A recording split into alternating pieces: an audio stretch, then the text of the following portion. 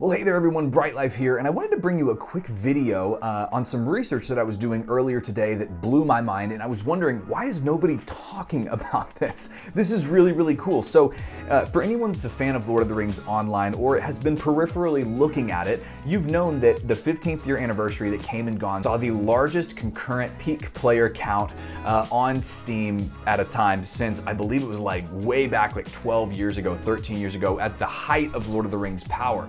We saw a peak concurrent player base of 3,744 players, which is massive for a game that over the last couple of years has barely been able to break 2,000 concurrent players. That's awesome, but there's actually a more significant number that I want to share with you guys that's come out over the last 45 or 50 days, and it's the average player count. I'm going to show you a real quick statistics page here because what you'll see is in the last 30 days, we've seen an average player base of 1,457 players, and with a percentage gain of 27% over the last 30 days. Now that is a huge number, and I want to show you where this compares, and I want to tell you why I think this is really significant. So if we look across the Steam charts for games like Lost Ark, we can see that this percentage gain for average players has fit somewhere in the realm of negative 20% in April, and then over the last 30 days, up by 25%.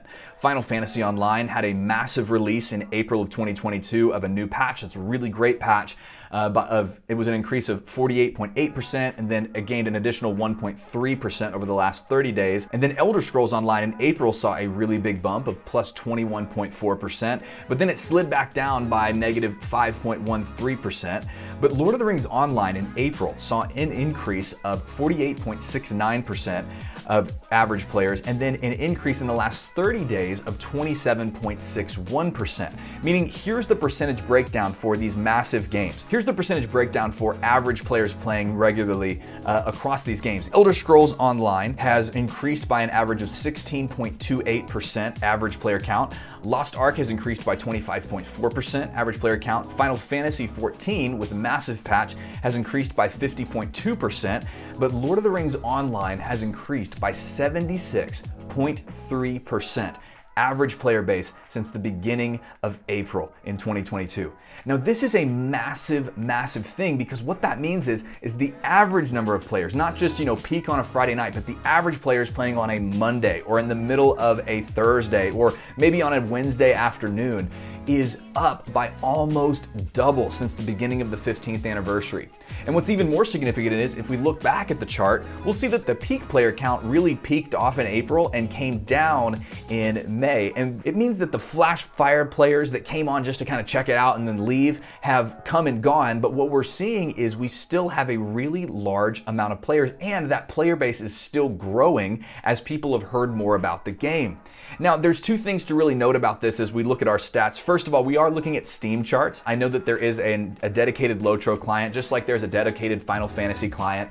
But what Steam does allow us to do, what these Steam charts do allow us to do, is we can't see all the raw numbers for the game, but it does tend to be a pretty good indicator of where the player base is in popularity. What that means to me is that if Lord of the Rings Online increases by 76% on Steam, it's probably increased by somewhere around that number on the dedicated client. Same thing with Final Fantasy, same thing with Elder Scrolls Online. If it's increased by that percentage, that's probably where it's probably indicative of the entire game, which is really cool. The second thing is, of course, we are talking percentages here. If we look back over to Lost Ark, we're going to see that 445,000 players are playing right now on an average compared to our 1,400. But I think it's really important that we remember that all games start with a baseline when it comes to these things, and Lord of the Rings Online is just a smaller game than some of these more massive and large games, and again, that's an okay thing. It's a really significant thing in how many people have come into the game, and it's really fantastic. And here's why I think this matters. An average player count is really, to me, more important than a peak player count. Peak player count, everybody blitzing in on a Friday night and, running a raid or running a group with some friends is good, but I think what really matters to the health of an MMO is being able to jump on a Monday afternoon, walk around the world, and see people playing. And if you're like me, you're someone who has come in, at the 15th anniversary just to kind of check out this game that we used to love and play like obsessively 15 years ago. And if you're like me, before you've actually attempted to come back. I think once a year I've downloaded LOTRO, jumped in and seen it, but with an average concurrent player base on Steam of 400 people or 700 people, I would never see anybody. I would be out in this world, but it didn't feel like a shared experience. And I think that's where the beauty of an MMO comes from. If I just wanted to experience some sort of, Lord of the Rings type game, I would go to a single player game because that's what it's designed for. These games have so many elements that require people to be involved. And there's something about, running past somebody else while questing or being able to join an active kinship that really matters. And what I think is significant about this move is, one, we are seeing a much more active player base on an average level, not just on a peak level, but at an average level, it's grown by more than any of the other MMOs have, at least percentage-wise. And then we're also seeing just the ability to immerse yourself in a world where other people are playing. I would argue that one of the most immersion-building things is to see other people running by you when you're questing. Do you remember the first time you played an MMO and you were in the starting area and someone was running to the quest giver, running over to the vendor, and you just went, that's a real person playing this game. That is so phenomenal. Well, I think that still exists in every MMO player, and this shows that there are a lot of people playing and that the game is actually getting more popular even past the 15th anniversary, that the average player count is starting to rise. Now, I'm interested to see, as the hype dies down, what happens, but by all indications, it seems like the game is getting more and more popular. Videos on Lord of the Rings Online on YouTube are getting more and more views. The Twitch streams that are going on are starting to really climb up in the amount of people that are watching this game.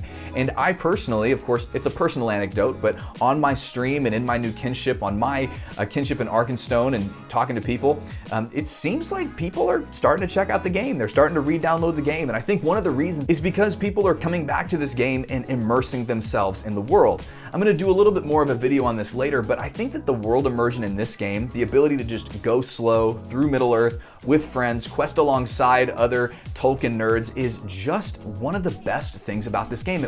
It's really what makes the game unique. And so I hope that if you were interested in Lord of the Rings Online, but you've been wondering, should I jump in? Is it a dead game? This is very much not a dead game. It has almost doubled in average player size over the last 45 days, and I'm just really, really excited about this. I hope that Standing Stone Games is getting some encouragement from the feedback from players, because I know I've had a lot of feedback, I've had a lot of encouragement, but at the end of the day, hats off to Standing Stone for having their game be more full than it's been in the last 9 years, really. And that is an awesome, awesome thing. And really, to me, anytime an MMO grows, it's a really good thing for MMO players. In fact, I'm really excited seeing even, Lost Arks and ESOs and Final Fantasy's numbers. It seems like a lot more people are starting to play MMOs now, and that can only be good for our genre, because I really do believe that rising tides rise all ships when it comes to games like this. Well, hey, that was just a really quick video on something that I found. I hope more people start talking about this average player base almost doubling over the last 45 days, and even after the peak of the 15th anniversary, this massive amount of people that are in. Are you enjoying the game? I'd love to hear from you. Are you in? Are you considering? Is it something that you found a new passion with? Maybe you tried it and it wasn't really for you. I'd love to hear where you guys are. Let me know in the comments below. I do read every one of those. It really means the world to me. And if you liked this video, there's more like it coming. It means the world if you subscribe to the channel. So hit that sub button if you'd like to. Hit that like button. Let me know that you liked it. And as always, friends, you are more loved than you know, and you are so much more valuable than you realize. And I hope I get to see you in the next video. See ya. Hey, thanks for watching. I hope you enjoyed it. If you did, leave it a like. It's totally free to do. Subscribe if you want to see more. And as always, I'm live on Twitch over at twitch.tv/BrightLifeCommunity. We're a community of positive and uplifting gamers. Come find a friend to raid with, grab loot with, and just enjoy life together with. Hope you have an awesome day. Be blessed, and you are so loved and so valuable.